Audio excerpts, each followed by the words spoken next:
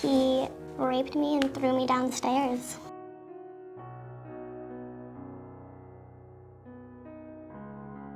I got very depressed. I didn't really want to believe it. And then I told my parents, who also didn't believe it. The movement started out as a white women's movement, the feminist movement. And during the 60s and 70s, it was very much, I think, focused on middle-class white women. And then in the mid-70s, late 70s, early 80s, women of color started to speak out and say, we want a movement that addresses our identities and our needs. The backlash is mostly in stereotypes, in degrading definitions of feminists, of the movement, mocking, dismissing or diminishing their claims or their struggles. Or I think in the workplace, there was like sexual harassment.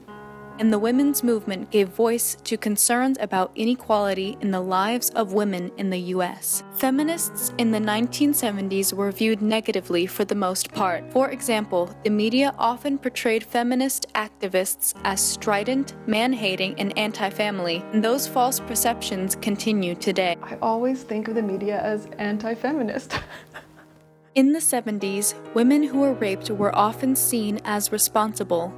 How they dressed, how they acted, and where they were was considered evidence that women were asking for it. It took a lot of very hard work to change the legal system and to educate people that rape was a crime motivated not by sex, but by power. It was and is an act of violence against women and men who are raped. It seems to me like they were treated as, they were re-victimized. They were not believed.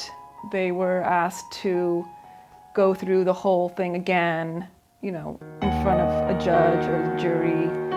They were, the pressure to prove their innocence was on them, and their victimhood was on them, not on the perpetrator. San Francisco Women Against Rape is an organization that was founded in 1973. SFWar began as a 20-hour-per-week rape crisis hotline for sexual assault survivors and their communities. In the 80s, SFWar expanded to a 24-hour hotline and included in-person counseling and support groups. SFWar was also a sponsor for the annual Take Back the Night March and established itself as the most comprehensive feminist environment rape crisis center in San Francisco. In 1991, SFWar was invited to join the San Francisco Commission on the Status of Women's Domestic Violence Committee. In 1992, SFWar began its rape prevention education program and produced their first teen video. In the late 1990s, SFWar established their medical and legal advocacy programs. They also became a member of the City of San Francisco Adult Sexual Task Force. SFWar has evolved to become a significant part in the field of social change.